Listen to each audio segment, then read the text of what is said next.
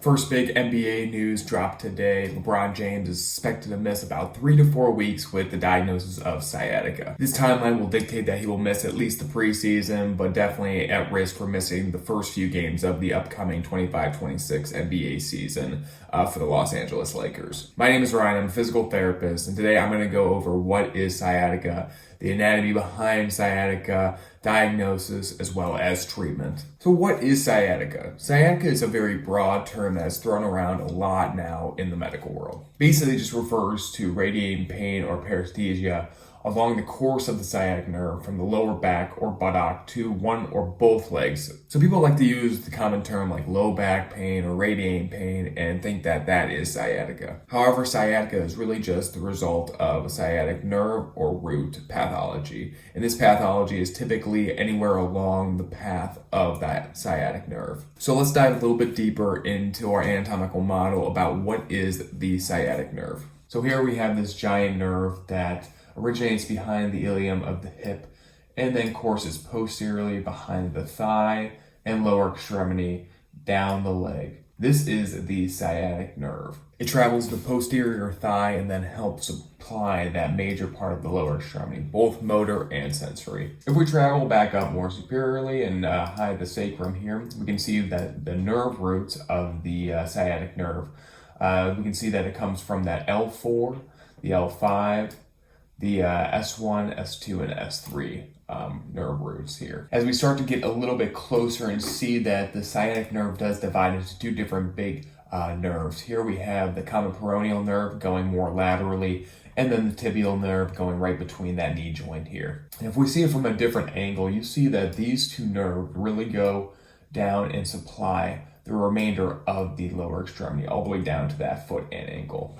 So what all does the sciatic nerve help provide motor for? If we take a look at that sciatic nerve, we see that it courses down the posterior thigh. So it helps supply the motor for all those muscles. So here we have the hamstring muscles. We have the bicep femoris here, the semitendinosus, and then also the semimembranosus. Sciatic nerve also helps and supplies motor for that adductor magnus seen right here. We cannot also forget about the two branches that the sciatic nerve does divide into that common peroneal and tibial nerve. They also provide motor down the leg and the foot. The sciatic nerve also provides sensory information. However, this is more indirectly. This is through that common peroneal as well as that tibial nerves. It helps provide sensation on the lateral leg, the heel, and both that dorsal and that plantar surfaces of the foot. So once again, sciatica is anything that really causes irritation along that course of the sciatic nerve. So what diagnosis or what cause is the most common for your athletes? That would be a herniated lumbar intervertebral disc. And that is seen, the intervertebral disc is kind of seen right here. And this visual is just describing how in normal function our back moves. Here we see that we have this nucleus pulposus in the middle. It's more of like this gel-like substance that moves freely, surrounded by your annulus fibrosus here. With normal function, as we move the back,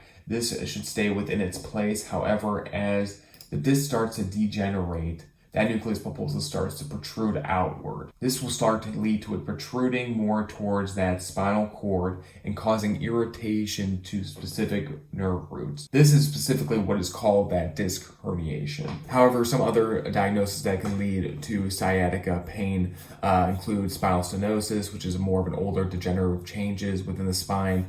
It could be lumbar radiculopathy or even piriformis syndrome. In order to diagnose sciatica, it's important to have the presence of radiating pain in one leg with or without neurological deficits or paresthesia and muscle weakness. Pain is typically worse when you're flexing that lumbar spine, when you're bending, when you're twisting, or when you're coughing. So with a lot of different types of conditions, we do have special tests to help diagnose sciatica. We have what we call is Lassig's test, or the straight leg raising test. I'm just going to describe it through this image here. It helps diagnose that sciatica or lumbar disc herniation. Here you have the patient in that supine position where that leg is going to be straight. The therapist is going to move that straight leg hip into flexion. A positive test will evoke radiating pain down that leg through that sciatic nerve course.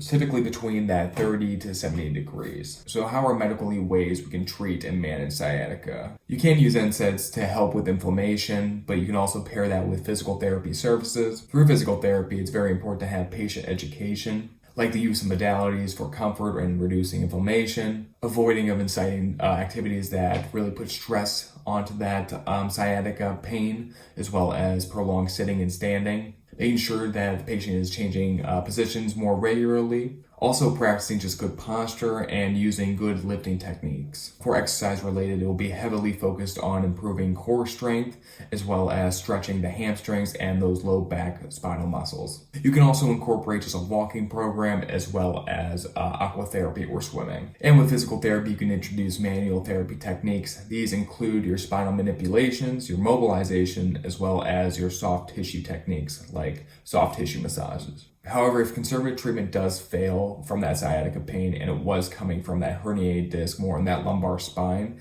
then surgical management would be appropriate. So back to LeBron James, he is stated to be out at least 3 to 4 weeks, which takes him past all the preseason games and missing the first few games of the upcoming NBA season. I hope you learned a little bit about sciatica, just general anatomy behind sciatica, what really it is versus what is maybe it's said to be throughout the world today, as well as learned a little bit about just how to diagnose and as well as treatment methods in order to improve this sort of condition. Hope you enjoyed the video and thank you so much for watching.